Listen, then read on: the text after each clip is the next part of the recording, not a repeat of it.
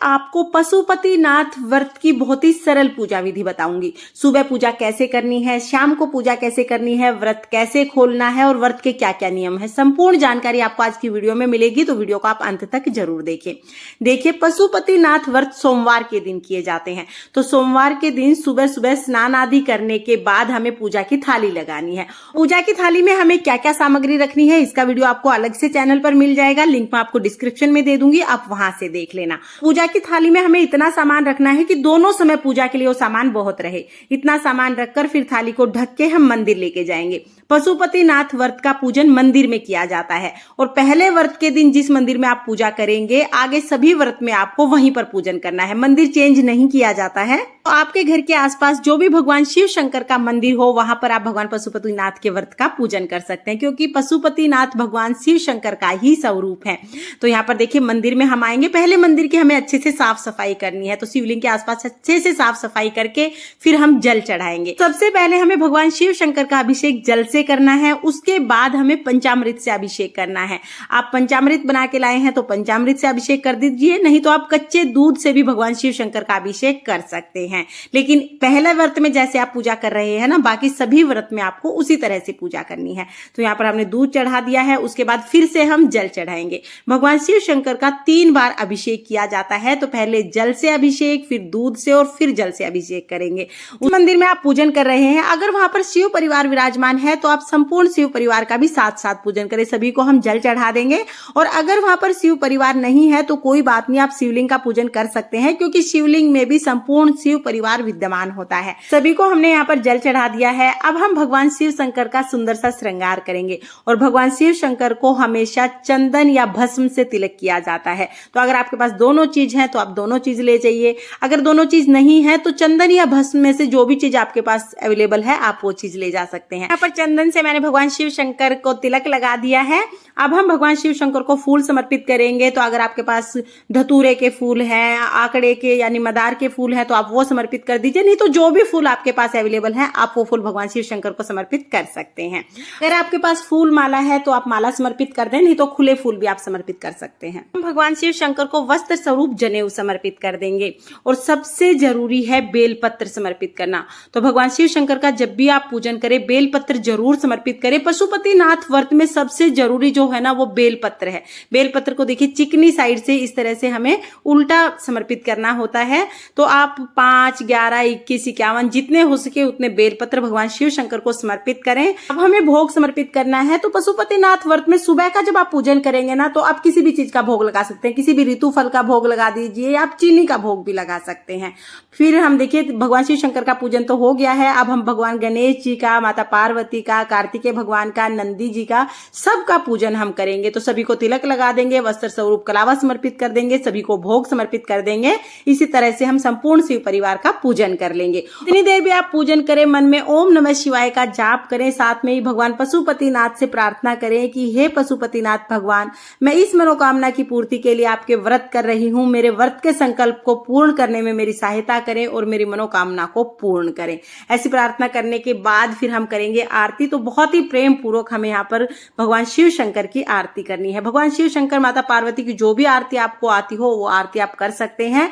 आरती करने के बाद हाथ जोड़कर पूजा में रही कमियों के लिए क्षमा याचना करनी है और अपनी मनोकामनाओं को पूर्ण करने के लिए प्रार्थना करनी है। इस तरह से पशुपतिनाथ व्रत की सुबह की पूजा पूर्ण हो जाएगी। घर आने के बाद थाली को हमें वापस ढक के रख देना है, क्योंकि इसी थाली से हमें शाम को भी पूजन करना है। अब शाम के समय प्रसाद के लिए हलवा हम बना लेंगे। आप कोई भी मीठी चीज बना सकते हैं। हम तो हलवा बना लेते हैं और उतना ही हलवा बनाना है जितने 3 भाग में हमें चढ़ाना है। तो देखिए, जितना हलवा बनाया सारा हम शाम को पूजा के लिए ले जाएंगे मंदिर में। तो देखिए, जिस मंदिर में आप पूजा करने जाते हैं, अगर शाम के समय वहां जल चढ़ाने देते हैं तो आप जल चढ़ाकर तिलक करके पूजन करें। और अगर शाम के समय जल नहीं चढ़ाने देते हैं तो कोई बात नहीं, आप पूजा आरती कर सकते हैं। तो यहाँ पर देखिए, शाम के समय 6 दिए लेके जाते हैं। 5 दिए जलाने होते हैं और 1 दिया वापस लेके आते हैं। तो एक बार तो हम 6 दिए यहाँ पर भगवान शिव शंकर के सामने रख देंगे। और दिए के नीचे हमें फूल या चावल वगैरह कुछ ना कुछ आसन जरूर देना होता है। सीधा जमीन पर हम दिया कभी नहीं रखते हैं। तो यहाँ पर मैंने फूल के ऊपर 6 दिए रख दिए हैं। 1 दिए को मैंने थोड़ा दूर रख दिया ताकि गलती से मैं उसे जला ना दूं, इसलिए। यहाँ पर देखिए, 5 दिए हम जला देंगे। तो ये 5 दिए मैंने जला दिए हैं और छठा दिया हमें अपने घर वापस लेके जाना है। और माचिस भी आप अपने घर से ही लेके जाएं, क्योंकि पशुपतिनाथ व्रत में हमेशा अपने घर की चीजों का ही इस्तेमाल किया जाता है, किसी दूसरे की चीजें नहीं ली जाती हैं। तो देखिए 5 दिए मैंने जला दिए हैं, 1 दिए को छोड़ दिया है। अब हमें 3 डोने लेके जाने हैं। डोने आप घर से ही ले जाएं, और जो भी प्रसाद आप लेके आए हैं ना, जैसे मैं हलवे का प्रसाद लाई हूं तो इसके 3 भाग कर लेंगे। तीनों भाग हमें एक बार तो यहाँ पर मंदिर में चढ़ा देने हैं। उसके बाद फिर हम आरती करेंगे। तो बहुत ही प्रेम पूर्वक हमें भगवान शिव शंकर की आरती करनी है। आरती करने के बाद फिर हम परिक्रमा करेंगे। तो देखिए भगवान शिव शंकर की इस तरह से 1.5 परिक्रमा की जाती है, यानी देखिए पूरी परिक्रमा नहीं होती है, सिर्फ जलहरी तक परिक्रमा होती है और फिर वहीं से वापिस आ जाते हैं। तो इस तरह से हम भगवान शिव शंकर की परिक्रमा करेंगे। इस तरह हमारी शाम की पूजा पूर्ण हो जाएगी। अब हमें क्या करना है कि जो हमने प्रसाद चढ़ाया है ना, 3 भाग जो हमने किए हैं, उनमें से 1 भाग हमें घर लेके जाना होता है। तो यहाँ पर देखिए तीनों भाग पहले तो हम भगवान शिव शंकर को छुआ देंगे। उसके बाद इनमें से 1 जो भाग है हलवे का वो हम घर ले आएंगे। तो ये देखिए तीसरा जो भाग है वो मैंने थाली में वापस रख लिया है। 1 दिया हम वापस रख लेंगे।